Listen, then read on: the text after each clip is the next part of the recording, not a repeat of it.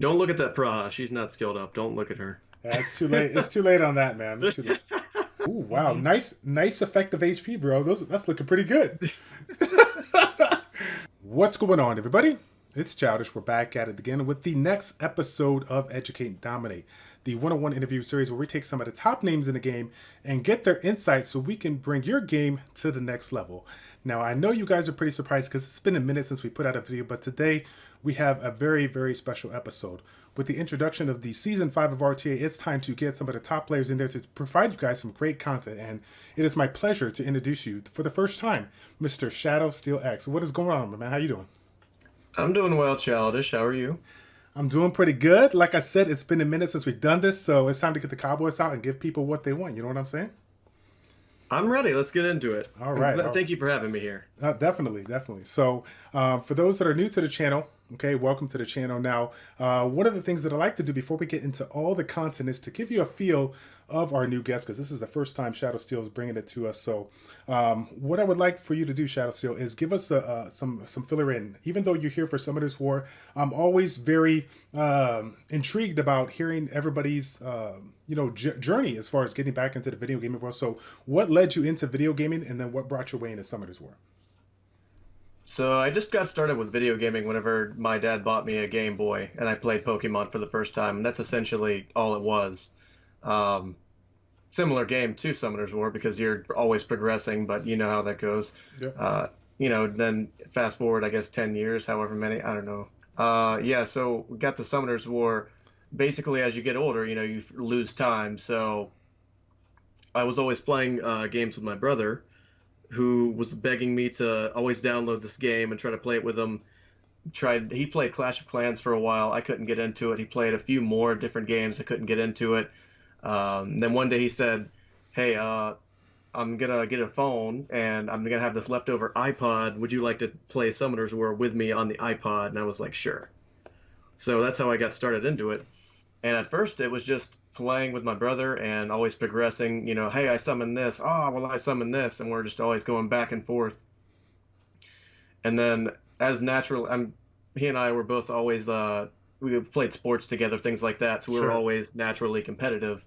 So eventually I got really into it. And that's just how it progressed Right. to this point. And if I remember correctly, we were just talking a little bit off stream. You did not jump into Summoners War right when it launched. You got into it about a year into it, but of course you catapulted yourself into one of the top players out there in RTA. So, what were some of the big factors into getting in there at the competitive level and really wanting to kind of push the envelope as far as being competitive in this game? So I think really it was just whenever I played Arena, I didn't nearly get into it as much as I did RTA because RTA had the live factor to it. The fact that you were playing against a live person, it kind of gives you more of a thrill whenever you win. It's more meaningful because maybe you may not be a better player than the other person. That doesn't mean it, but in that match, you bested them and then you came out victorious, and then it kind of means a little bit more. Right. Right. And that's what I was going to say. One of the things that I've actually enjoyed watching when I check out your streams is that, even though this person has X, Y, Z monster and this person has, these monsters, sometimes it doesn't really matter. You can, even though we put a lot of emphasis on, the quality of the units, the runes, I mean, that's obviously going to play a role, but you could still catch the opponent off guard, if you can, whether it is best them in the early game when we're talking about the pick and ban process, or even at the later stages of the game when you're letting the clock run out and you just have this, certain strategy that you're trying to employ. So it's been pretty fun to watch you do your thing. Now, before we get into that though, you are a Summoners War content creator, not just an endgame player out there, and I got to tip my hat off to you because anybody that goes out of their way to provide content for the community at this level is obviously in the top echelon of my people that I enjoy watching. So, but that being said, this is not easy. It's not an easy thing to do. It takes a lot of time and effort. So, what kind of got you going? What motivated you to do what you do now? So, we talked about this earlier, but I think a long time ago, I tried to tell you because I just always felt this gratitude, but this series is what got me into creating content because it showed me just how easy it was to start streaming, and it really didn't take much at all. So once I started doing that, I really just fell in love with the with streaming in the community. And it's like I've said, I appreciate being able to stream so much because every time I press that button to start streaming, I get surrounded by people who love the same game that I do. Right. And it's just it's I don't know. It's fascinating. It is, and coming from 3.5 years into YouTube, and I can definitely say that while I will never leave that platform, I'm definitely having way more fun than I ever thought I would in the streaming world. Just being able to engage with the audience as much as we do, and to provide them the feedback that they're looking for right then and there, versus waiting, 12, 24 hours later and commenting on a video. So I'm very, very appreciative of the people that do what we do, and the time and energy that they put, because the amount of time spent, for some of these streamers is crazy. Speaking of which, probably what's the longest stream you've ever done? Oh, I think probably 10 hours. One of the first TOA hard rushes I did, because whenever I was getting a TOA hard rush, I figured out that the best way for me to do TOA hard was to just sit down and do it all at once. And then whenever I got into streaming, I figured, well, I can do that on stream. Why not? I'm going to be doing it anyways. So I went ahead to do that. And then whenever we did it all at once, till, oh God, I don't even, 8 a.m., whatever it was, I realized, oh, we got like rank 37, something like that. And all we had to do was do it. Right. It didn't even matter how fast we did it. We just did it. And we got ranked in top 100, and that was pretty cool. Right. So then I got into it. Well, I said, well, what happens if we actually try? And then we were getting, I don't even know for how many months in a row we got top 10, top 15, top 20s. It's like, it gets a whole lot easier whenever you actually try it. And it takes a little bit more effort because you have to use galley and things like that, and try to make sure all your nukers don't die. Right. But just got into it like that. And I think one of those early streams were, sorry, going on a tangent, one of those early streams were, I think, 10 hours, because I would always do TOA normal immediately after. Right. Yeah. Actually, I'm working on TOA hard right now. I've been slacking. So even my subscribers called me out the other day. I was asking them, like, what are you all doing? Why is everybody getting all these NAF? I was like, dude, TOA just finished a reset like 3 days ago. Like, are you kidding me?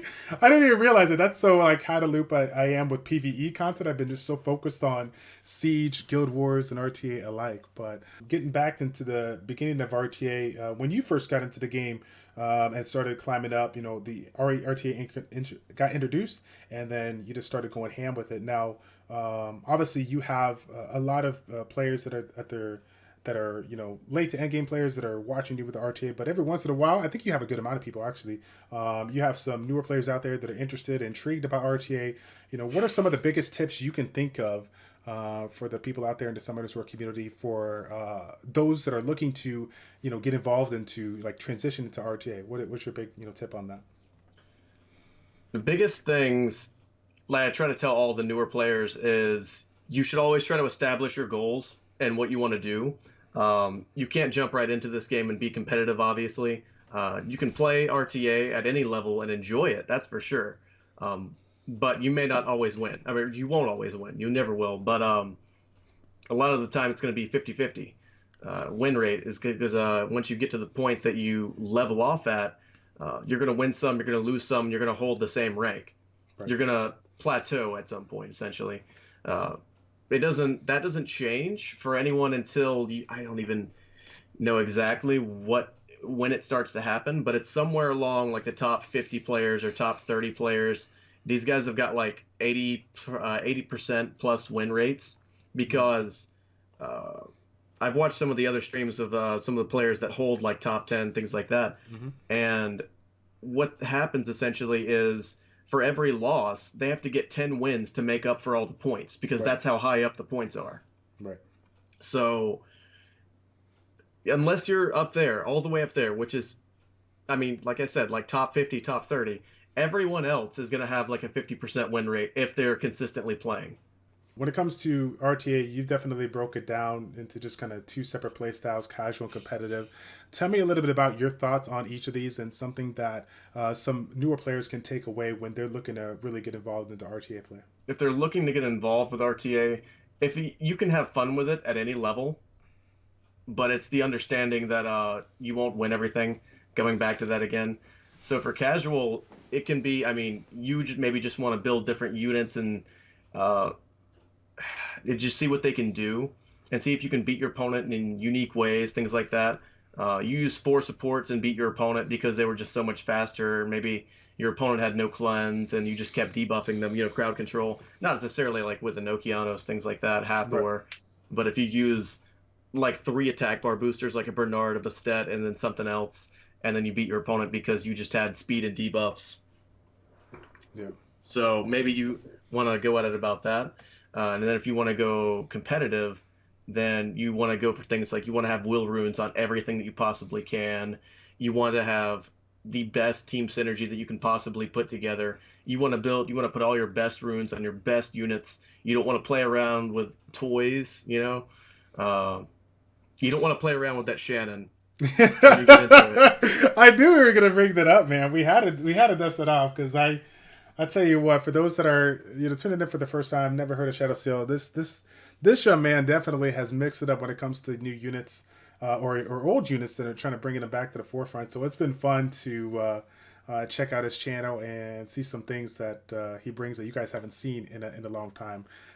It wasn't even I think it was not even what a month ago, maybe a little bit more, where we went head to head versus RTA, and he brought in a unique team that had Shannon in there, and Shannon wrecked me pretty hard. It was pretty amazing, but it felt so good because I was just looking. I was so excited to get up into it because we didn't see the same units that we see every single time. It was nice to see something a little refreshing, right?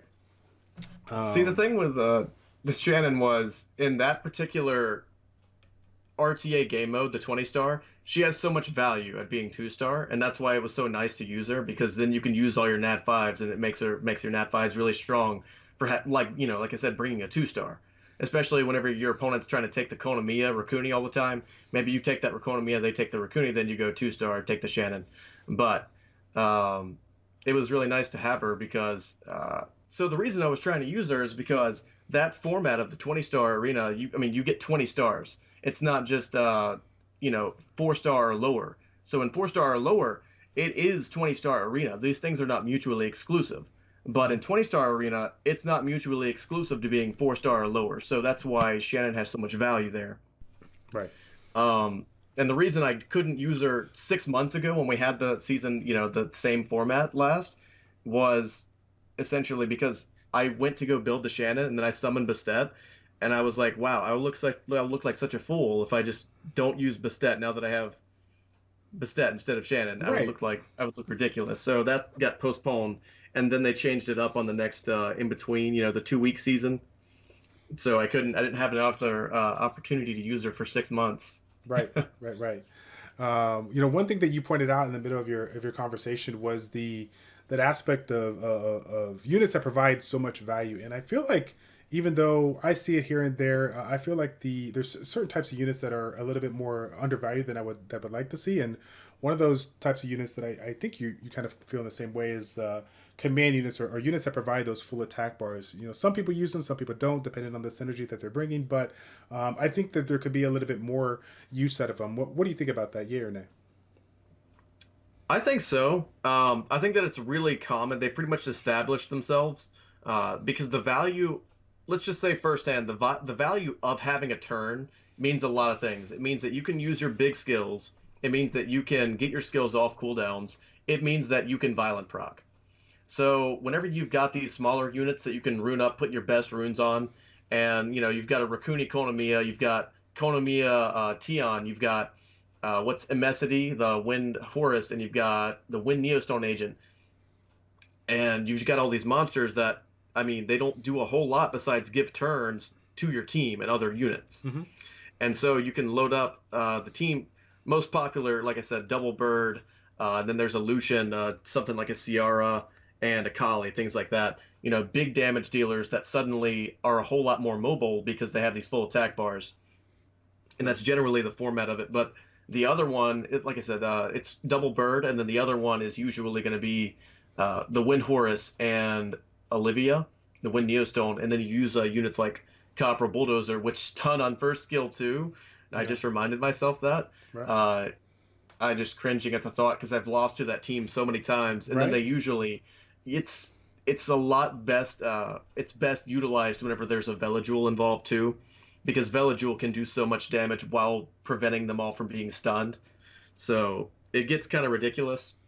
Gotcha. Yeah, definitely. I was gonna say, I think out of all the those types of units, I would have to say like probably my favorite one is Olivia. I feel like the two types of attack bar manipulation on the second and third skill, plus the low cooldowns and plus the defense buff, would still to this day I feel like even though it's super strong, like still I don't see a lot of people using it all too much. But again, what do I know, right? I'm like a fighter one, no big deal, right? But Hmm. for the people that I watch competitively and replays that I've seen, like people are still finding other units that just have crazy kits, nat 5 units alike that just do so much. They're like, I'm not going to use this one or that one. So if you had to pin one as your like favorite, command unit or full ATB unit, which one would it be and why? Well, surprise, surprise. The biggest one that's going to be so ridiculous that we haven't mentioned yet is going to be Yonhong. Right. That one there is something that just by saying the word kind of triggers me a little bit. I'm not gonna lie. I've lost so many times to the point where it's to the point where when you see that unit in their pick and ban process, you almost know what they're trying to do. Or they already have this four unit composition that it's like perfect. They want to have that out, and they literally put that unit out there to say, hey, you can either ban it and give me what I want, or you can leave it hang and let me do everything that I want that much many more times because of how broken that skill is, right? So Yeah, see, the thing is with her, it's one of those units that people just ban all the time because I think she's probably a unit that she gives the most value if she violent procs than I think any other unit. Comparable units would be something like Ganymede Hathor. If a Hathor goes 2 turns every turn, she has delayed promise every 3 turns, mhm. which is nutty. Because if delayed promise goes off properly, you're denying your opponent 11 turns essentially total on their whole team.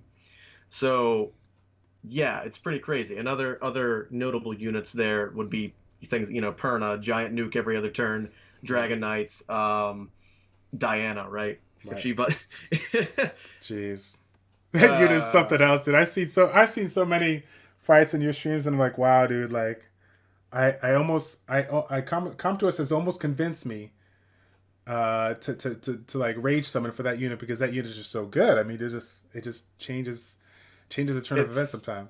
it's comparable. It has a consistency. She has a consistency to her with what she does because you have the choice of whether or not to switch forms, and she's very strong. Um, you know, she has that RNG factor where she can create a win from nothing, and it makes her very strong. And other units that can do that, of course, are like Orion and Faye, Right. but they don't have a consistency to them, not to the extent that Diana has. No, definitely. One of the things that I didn't get a chance to point out earlier when we were talking about those early stages of RTA is you've seen a lot, and I'm sure a lot of people have come your way for advice. There's so many different things that we can do right, but there's also a lot of things that we can do wrong. So, considering what you fight and what you've seen other people come to you for advice, or what are some of like the biggest mistakes, or just some common mistakes that people make, in RTA, that you've seen? Not playing enough would be the biggest one. There you go. If people play consistently, I mean, somebody that says to me, I can't get C1, what's wrong? And I say, how much are you playing? The first thing I ask everyone before I even go look at their island, look at their units, and I figure out how much they're playing. I say, first thing you got to do is play. So that's going to be the biggest thing. And of course, while you're playing, you're learning more. Practice makes perfect. You learn what to do, what situation. Uh, yeah, that's essentially the biggest one. Yep, and I can definitely relate to it. I will be completely honest with the Summoners War community. There's been maybe 2 or 3 times as long as RTA has been out where I've gone over 10 RTA wings in one day. I generally do 3 to 4 in a day at most, maybe a little bit more if I'm doing some RTA on stream. But the fact of the matter is that it's very exciting to do it for the community, but like we talked about beforehand, once you get that random loss or two in a row, it's definitely demoralizing for me. So I'm like, okay, guys, let's go ahead and do some Guild Wars. Yeah, let's do some. Yeah, Let's have let's some fun win. with That's it. why I always say whenever I start my stream, I say, All right, guys, let's get 3 wins because motivation's got to be high going into this. Yep. Yep. Seriously though, it's crazy like that. But one of the things that I wanted to talk about, since we have your monster box kind of pulled up in here, is that everybody loves to kind of get an idea of what how they have the units and runes built. So I wanted to give you a second to give us a little sneak peek on maybe one or maybe two of the units that you have kind of built in a different fashion. Give somebody a little unorthodox build. What's like one of the units that everyone's like, oh wow, that's a really unique build. I like what you're doing there. This Wind Panda is a little bit different because you look at him and you think, wow, he's got no HP. What's the deal with him? He's not focused for Guild War. That's the whole deal with him. He's focused for RTA, the most damage that I can get and the most speed that I can get. And I've been told before there's a reasoning to not have high resistance on him, being he cleanses himself. So why would you need high resistance on a monster that gets free attack bar and can cleanse itself every 3 turns? So okay, Xiao and Molong, I guess I can talk about. So Molong, I don't have many damage dealers. I have a lot. Well, I do have damage here, but I don't have what I like to call the Holy Trinity, Molong, Ciara, Perna. The reasoning I call them that is because like any 2 of them essentially can kill if they go first. Right. But with Molong here, usually I'm not using Chow unless Molong is taken and I desperately need that water damage. But usually I'm going to use Molong. So with my Molong, he's not on Will, and I've got him on the best violent runes that I can put him on. The reasoning behind this is him not being on Will is honestly I'm not really in the best position to be able to assault people on turn 1 because of my rune quality. I don't have the best turn 1 team because I don't have the speed leads. The most meta ones being Vanessa and Ciara. So I'm trying to figure out what's the best possible. I've got a Water Fairy King here. Ignore that. He's not great because I don't have a Ganymede. All right. Right. That's my other reasoning as why I can't use him. If I summoned a Ciara, Vanessa, or a Ganymede, I would probably use Water Fairy King. He would kind of enable me to use him. But so with this guy, I just kind of have him as a standalone unit. There's another. I have a lot of units that basically operate as standalone units, and there's a very popular player in our community that always says, "Build teams, not units." That's correct. But I don't feel like I quite have that luxury because I don't have the rune quality to make everyone so fast that they can just go turn 1. By themselves without certain units and speed lead, things like that.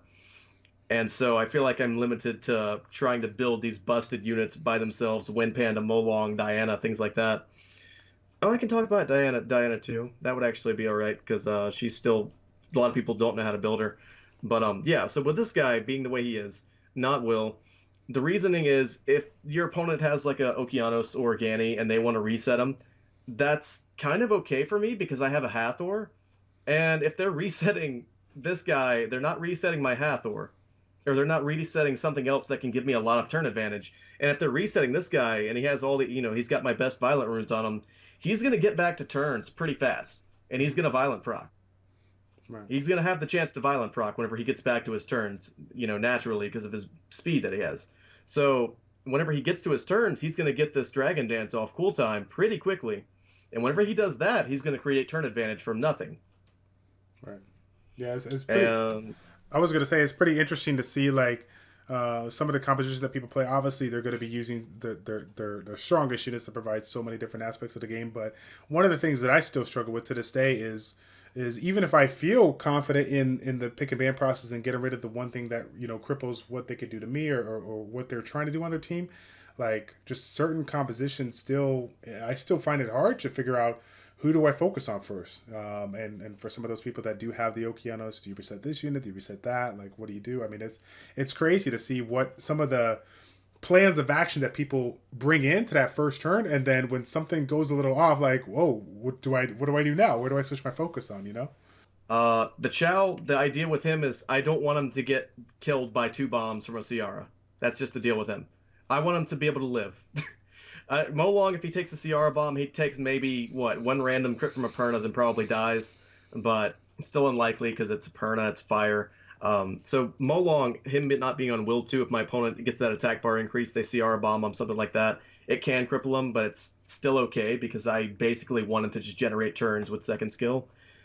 With Chow, like I said, I just want him to be tanky as he is, and he gets bonus damage from having high HP. Right. So having as low attack as he does, it actually doesn't hurt him as much as you would think. He still does very good damage. And then the Diana, so I have to show her probably every single stream Right. because she'll go crazy and then she'll wreck somebody by herself. And somebody, there's like a few people that haven't seen the stream before, and they say, "What is your Diana runes?" I have to show it every stream. But yeah, I have her on Violent Will. You don't want her getting stunned turn 1. She doesn't need the greatest speed in the world, but she's built like a Chow that's on Will runes. But she's gonna need better runes than Chow because when Chow awakens, he gets crit rate. He gets stat bonuses. Diana gets skills. She is an incomplete monster. Whenever she awakens, she does not get stats. Right. Whenever monsters awaken and get stats, it's very good.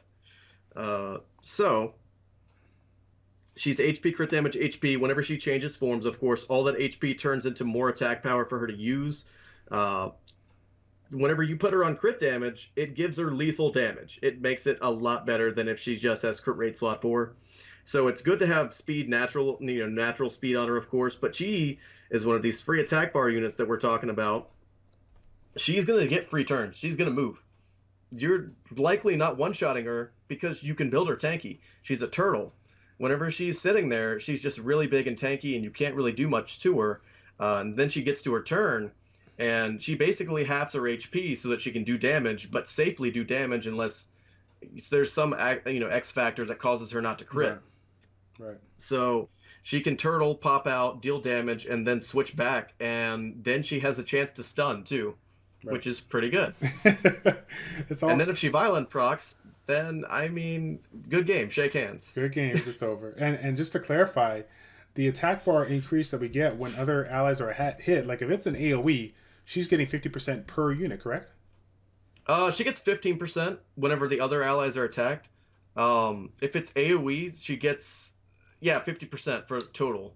50%, right? So it's not like a 45% for all the other 3 units getting hit, right? Like an 8. Yeah, it's 45% total, but it's basically 50%. Yeah. Okay, I was saying 15%, but I got you. Yeah, so that's what I'm saying. Like the amount of turn advantage that this unit can generate, not just from the unicorn form, from the human form. It's like I was saying to you before. Like it motivates me to summon, even though I know I'm not going to get her. Like she's very good. I like to often compare her, like you said, Molong, CR, Perna. I like to call them the Holy Trinity.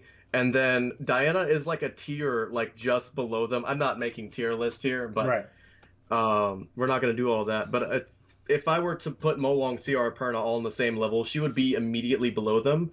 And the reason I say that is because she can do a lot compared to those units. But if your opponent uses fire units, if your opponent has a Perna, I'm banning that Perna like 9 times out of 10. Because she can't deal with it. She can't attack fire units and safely get back to her form. If she attacks a fire unit and misses a crit, she's exposed. She halved her HP, and then she can get killed very easily. Right. So I think that's something that should always apply when it comes to balancing, of course, as well. Elements, I think, should always apply as much as possible. Right. But another thing that I'd like to mention about Diana's build, she barely has that. I think it's 15 accuracy you want to have at least on everything for it to be relevant. Otherwise, it'll just get resisted if it has like 0 to 14%, something like that. So she's got at least 15% accuracy, and more times than not, she's always going to land her strips on the second skill.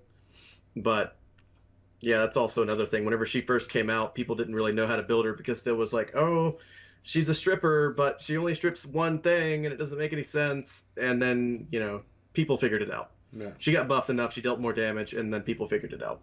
Right.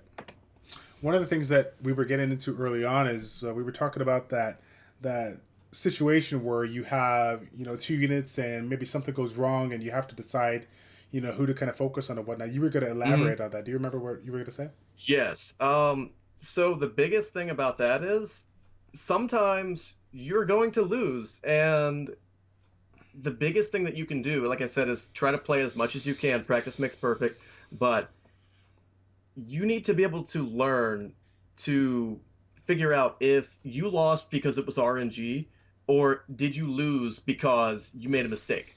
Right. Or maybe you got outdrafted. Somewhere along the line, you lost the match, and was it RNG, or was it, was it a human mistake, or was it maybe they just overwhelmed you? They had four LD Nat fives, and they just took you to town.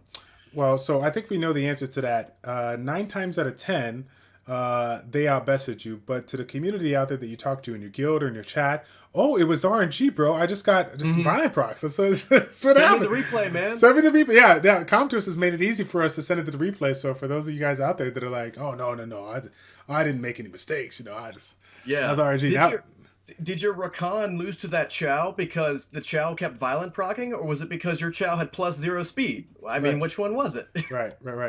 Unbelievable, unbelievable. So, we were talking a little bit about command units, as far as units that just provide so much turn advantage for your team. Now, one of the things that we haven't mentioned too, and I know this is going to get excited for some of the people that really haven't invested a lot into building certain units specifically for PvP, is the units that provide any kind of a free turn or whatnot. The Trianas, the Antares or whatnot. Tell me a little bit about those and how relevant do you think they're right now in the meta? I was actually going to take that at a different angle.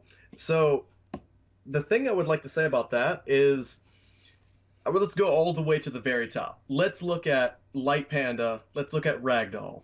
Okay. Those units people are just constantly bragging about or constantly complaining about. They're so good because they get these free turns. They get the free attack bar, and it essentially gives them they generate so many turns and create advantage because of it. And then, I mean, that's what makes them so good, right? And we look at units like Enter as the Fire Lich. Why is he good? Because he gets the free turns. Because if you put him on Despair and he gets a free turn, suddenly he can create turn advantage. You look at Triana, getting that free turn. Like I said, what is a turn? What does it do for you? You can use skills. You can get your skills off cooldowns. You can violent proc. Right. Like the three biggest things that you can do whenever you get turns. So whenever she has that skill, it says, "Oh, you get a free turn whenever an ally would die." Hopefully they didn't have a multi-hit and didn't get around Triana's passive. If you don't know, multi-hits do get around Triana's passive. Diana, Wind Panda can counter Triana pretty effectively. But yeah, so you hope that whenever you get that free turn, you have the 3-turn cooldown cleanse, a single target cleanse, heals AoE. You hope that you have it off cooldown, but whenever you get that free turn, it's going to give you that additional turn to try to get it off cooldown. And if you don't have it, well, there's a chance that you might violent proc. Right. And that makes things a lot better. Right. I still to this day remember how you were talking to me on the side privately about like, dude, you have a Triana, you got to build Triana. It's so good. It's so good. I was like, I will. I don't have any skills. Like, she's just so good. And of course, I mean, mind you, you may not have been the first, maybe you were, but like a month after that, maybe 2 months after that, like every single composition that I'm seeing playing around with, that people had Vanessa Triana XX, they had some kind of unit in there that forced you to say, what am I going to do? Am I going to go for the kill threat? Or am I going to take out Triana? Because Triana is always going to stop me from taking out the unit right away unless I have those multi-hits that you were talking about. I'm partially scared to talk about her on this video because it's gonna be one of those things. I don't think it's quite. People haven't quite gotten it yet, but most people have gotten it. I think most people have picked up on it. All the more, a lot of the better players, higher end players. But if you don't know about Triana, she is as good as Chisoon or Fire Anubis. She's on that level. She's very good. You need this unit because there are only 2 units in the game that do what she does. It's death prevention. It's in the words of Barian, it's talking about Vanessa. Right. It essentially turns all of your units into a Perna. Right. And Triana essentially does the same thing because you're preventing the unit from dying. Right. And they're essentially the only 2 units in the game that do that. Yeah. It's definitely nice indeed, and like I said before, I've when I run into an RTA, it triggers me to no end because I generally am focused on some some unit that I'm bringing, another unit that has elemental advantage towards it. But of course, I have to decide: am I going to go for the unit and trigger her passive, or go for Triana? And if I'm going for Triana, like I'm risking not creating and not providing those harmful effects on it. If I glance or something, so it could be rough. It could be a hard decision. What are some of the factors? Maybe just kind of saying in general for some of the newer players out there, what are some of the factors that motivate you to use certain units versus others? Some people like to kind of think on that level one aspect and say, I'm just going to take my top 5 units to do all this stuff. Or some people are like, okay, I'm going to lay out these first 2. I'm going to really look at my opponent, see what he's doing, and then try to pick something that may counter him or may kind of intrigue him to do something else. Like, what's your take on RTA and how you go about the pick and ban process? Okay, so the thing I would say is I don't have the best runes in the world. So I can't make that, I can't make a whole team of units that are 300 speed on Swift and make them do the same thing every single game to have that consistency to make me like a consistent top 100 player. I don't have that Gianna Tiana, I don't have these eloquent combos that just work so well together that are just you know what I'm saying? I don't have Right. the greatest luxuries in the world. So it's just a matter of trying to be efficient and getting the most out of what you have. So if I'm fighting I don't want to use Triana every single game. Right. As good as she is, I don't want to use her every single game because if I pick a Molong, my opponent picks Wind Panda Diana, I don't want a Triana anymore. Suddenly Triana's not worth anything. Right. So that's when I'm going to want that Raccoony because it's going to be hard for them to kill Raccoony. Raccoony's going to continue getting turns the entire game, always be around, be annoying, things like that. Suddenly Okeanos is a better unit to have than Varad, right? Right. Oh god, but Okeanos is my biggest pull in a while, right? Like recently. Camila is a very big pull. Don't get me wrong, but RTA wise, Right. Okeanos is So, he affects the gameplay for right. sure. He's so strong. That's another thing I like to talk about. Varad, in comparison to they're kind of like the holy trinity of like crowd control in a Right. sense, because Right. I don't have a Ganny, but I just like to put these guys together. Right. Uh, but yeah, so Varad, what he does, he doesn't strip anything. He just has 2 freezes, AoE freezes, and if he violent procs, he has less dead turns too. But generally, he has 2 dead turns. Okeanos gives himself turns. I think he's got like what 1 dead turn. You reset, go for stun, uh, gets a full attack bar if he stuns 4. Then he has 1 dead turn. I think he has reset again after that. Right. And then Hathor, of course, like we said, she's denying your opponent the most amount of turns out of the other 2.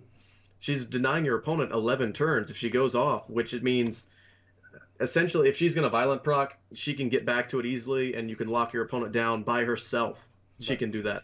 Um, and then if you've got any kind of attack bar, if I've got Raccoony and either Raccoony, I think it's what, if Raccoony or Hathor violent procs 1 time, yeah, that's what it is. If Hathor gets 1 violent proc, and then Raccoony can research that attack bar for that last additional turn, you can lock somebody down with Hathor or Raccoony alone. So yeah, sometimes I'm gonna want Okeanos more than I want Hathor or Varad. Sometimes if I know that an opponent has an Okeanos, I'm gonna take Okeanos because it just resets Hathor, and suddenly Hathor's not too good. Right. So there's certain situations where I'm gonna want Okeanos, I'm gonna want Hathor, I'm gonna want Varad if they all have fire. Basically, I think Varad is the best one if you can use them. If your opponent doesn't have immunity and they have all neutral elements, they don't have any kind of wind that's going to cause them problems, then I love to use Varad. But every 9 times out of 10, it's always going to be Hathor because, like I said, it's a little bit of imbalance whenever monsters, the elements don't really apply. She Right. doesn't hit the targets. It doesn't matter what element they are, it's nap time. Right, right, exactly. Great point on that one as well. Getting back into high level RTA, there's obviously a lot of things that we don't see for the players that are a little bit more common, like myself, which is what you see. And when I think about effective HP, I think everyone's got a pretty good understanding of what you have to do to make your unit viable for the later stages of the game. But one of the things that you pointed out in earlier in the talk was the Wind Panda and your reasoning behind the way how you've been built and not so much on the focus on resistance because of the fact that it has the cleansing. So tell me a little bit about just your thought in general. The higher you go up in the RTA, how much value or how much emphasis have you put into your units on resistance? Does it change if you're not going for the first turn? What's your take on that? It's extremely valuable for sure. A lot of the time, you can get it through. There's a lot of great monsters out there that provide the leader skill to Saurian, Farmable, right? Provides that leader skill, so you don't even have to root it with high resistance sometimes. But um, I think it's about. I mean, it's about as effective as violent procs. Right. Your monsters could resist 20 times in a row, or they could take the defense break and die immediately. It doesn't really. It's hit or miss really, but it is valuable for sure because more times than not, it's going to cause a problem for your opponent if they're not fully prepared. If that Ciara has 50% accuracy and they don't have any accuracy lead, suddenly you're going to take pretty big advantage of them. Right, right, right. Or how If about they're not prepared for the situation, it's going to come back and bite them, and those are the people that it'll put you one step ahead. right? And I was just going to elaborate on that. You know, those compositions that you were talking about, where if you're not getting the first turn, you have the, you know, your team set up with quad will, and they are running some kind of a CC comp that's heavily Quad will. We're getting quad will, what? meaning like all 4 units have will. You know what I'm talking about? Get out of here. I mean, triple will seems a little bit extensive, but I don't know. I don't think we can do quad will. Hey, this is the new meta. Okay, everybody, forget about this violent will stuff. We're figuring out a way to get on quad will. Okay, that's the new Triple meta. will on every unit, and then we'll use a swift Miang to extend it to 4 turns. How Quad about that? will, quad will. That's where it is. Hashtag quad will. Put it in the comment section. There down we below. go. There it is. So, but no, getting back into it. You know, Smash that like button. Quad will. quad will. The aspect of CC and people that are running some kind of a Rod Okeanos X, you know, some kind of a CC, you know, addition to that and the strip or whatever. Like if we somehow say, hey, they're really relying on the stripper, we're gonna ban it. Now all they have is that Okeanos, you know, to go ahead and reset it and try to you know, lock down one of the units that are really instrumental on your team, right? So you know, like what we were saying, if you know, at the later stages of the game, if you're focusing on the resistance and you somehow manage to, you know, force that Okeanos to not be able to reset that unit, that can definitely hurt. That can definitely upset the way how they go about the next couple of turns. So it's super important in my book. Another thing I would like to say is I've got a guildmate who I've got a funny story to tell because he likes to do this thing where he runes random monsters on resistance, like a max resistance Rika. Just something that you wouldn't expect. Right. So he likes to do this thing where he would put random monsters on high resistance. He loves the Rika Varad combo. It's one of his favorite ones. But he'll ruin like 50 or 60% accuracy on the Rika and the Varad, and he will put max resistance on them. And then we go to fight in RTA, and I'm trying to attack his Okeanos, and I'm trying to strip it because he's got like a Wusa, right? I'm trying to paint a picture here. Right. But he's got a Wusa, and he lays all the buffs, and I'm trying to strip the Okeanos, and I get unlucky, and I miss it, and then I try it again, and I miss it again, and I think, oh god, this Okeanos has got high resistance. Let's attack the Rika. And then I get baited into attacking the one that does have the high resistance. Right. And it turns out the Okeanos had no resistance at all. Oh my god. And it was just the Varad and the Rika, and then suddenly I don't know where to attack, and I've been wasting all my time because resistance has caused this massive issue. Because, like I said, it's hit or miss. You Right. can get unlucky, and then I got debated into making a giant mistake, and it was just I lost. Right. It's crazy how that can like turn out, right?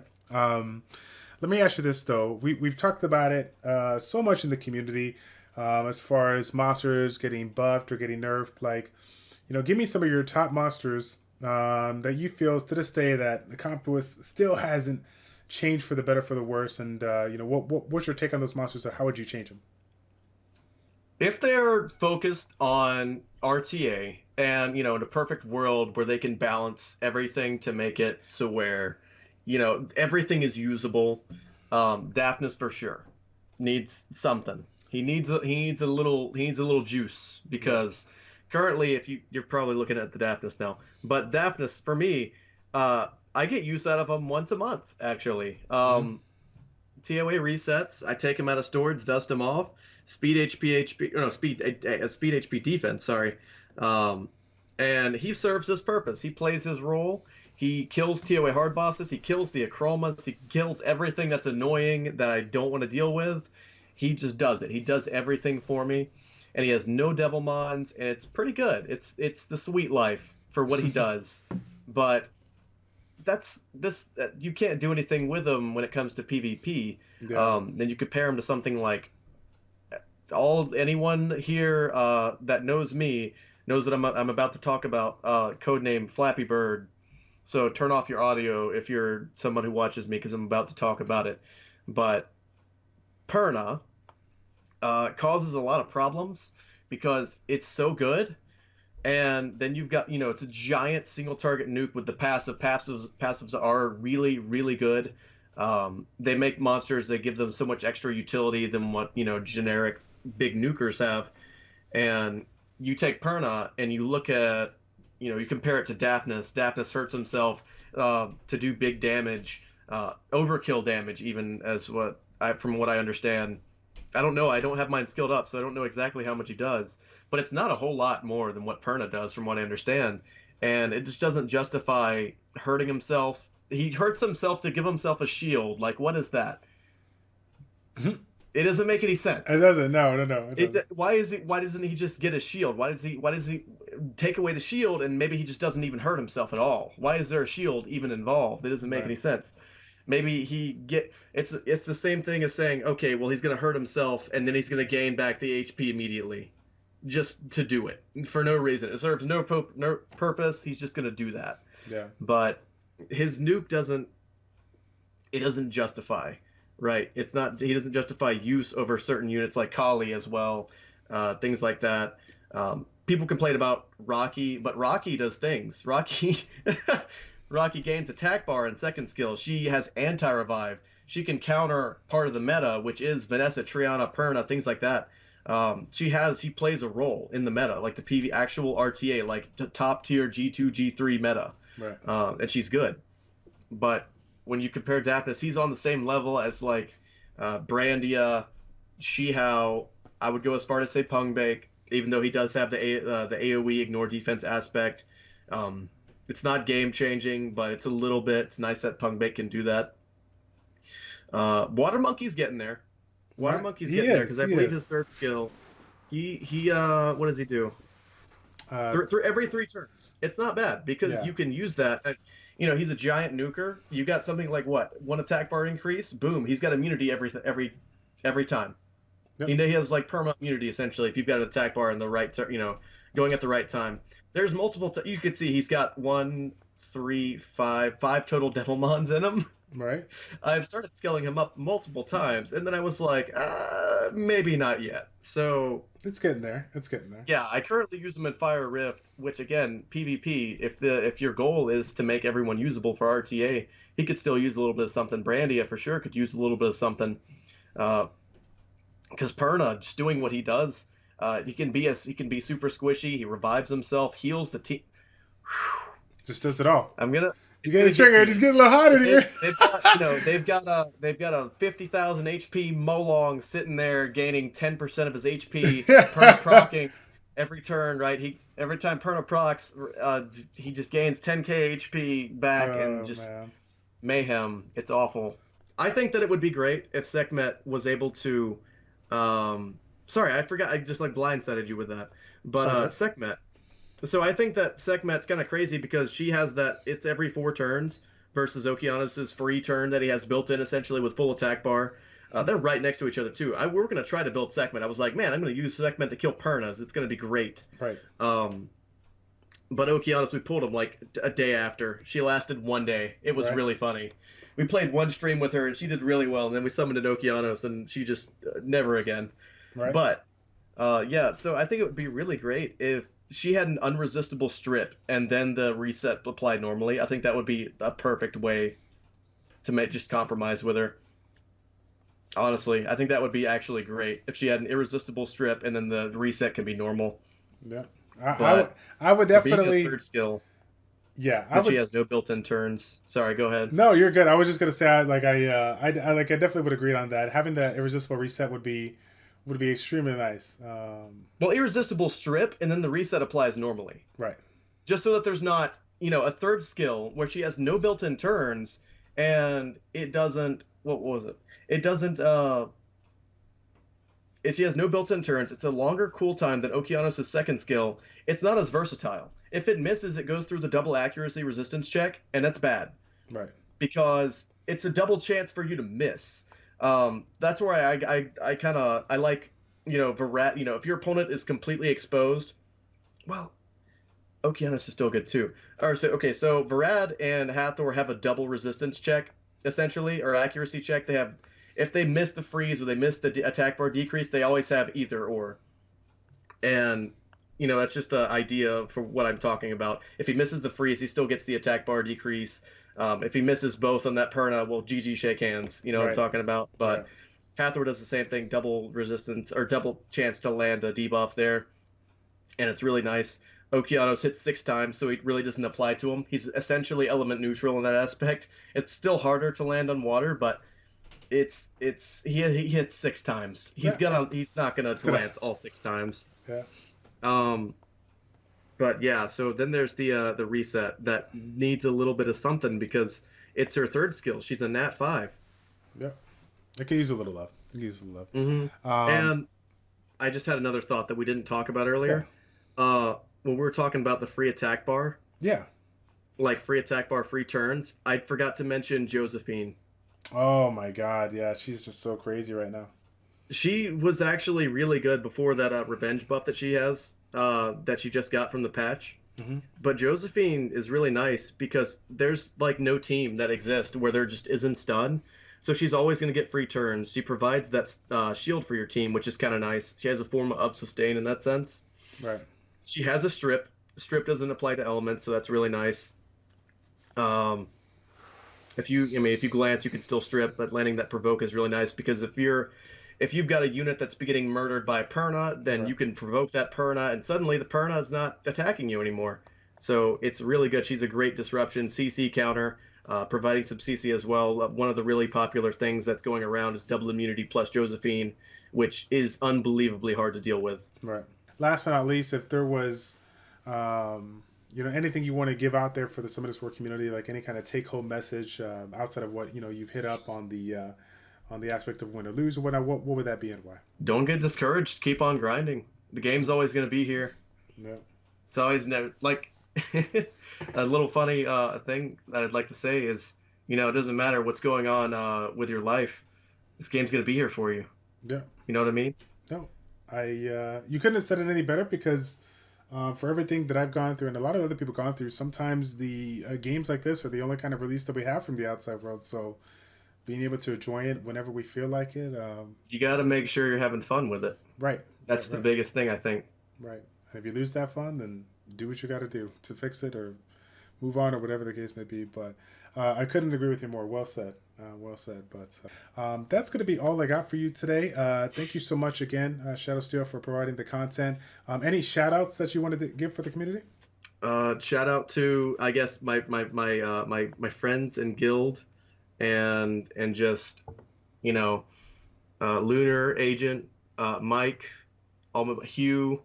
I'm going to leave people out. Oh, God, I shouldn't say names. Yeah. I don't know. There's always somebody that gets mad if you don't say the name, right? There is, for sure. Yeah. Shout out to Jeff. He'll get mad at me. He's gonna get mad at me anyways. All my help, everyone on Twitch that comes and views watch the stream every day, things like that. That shout out to the community as a whole because I think that we have one of the best communities. A lot of people can't figure out. They're like, why do I have such a strange addiction to this game? Part of the reason is because the community is so good, and honestly, even through trial and tribulation, it's one of the things that keep this game going. Yep. The community is so good. And it's funny that you say that. I won't like extend it too much, but we just had a conversation with a couple of people out there that they wouldn't have literally been in this game as long as they had if it wasn't for the community, whether it's within the guild or it's on whatever platform you follow, YouTube or Twitch. Like that's a crucial component of what has motivated players to continuously play and continuously grind this game day in and day out to get that evasive rune or unit or whatever the case may be because of people out there in the community that just make it so much fun for them. I got to hand it to everybody that's, done that. And so kind of getting back to you, obviously I want to give my thanks to you, my man, because like I said before, there's so many players out there that have been recognized and people have seen, they've been on the spotlights.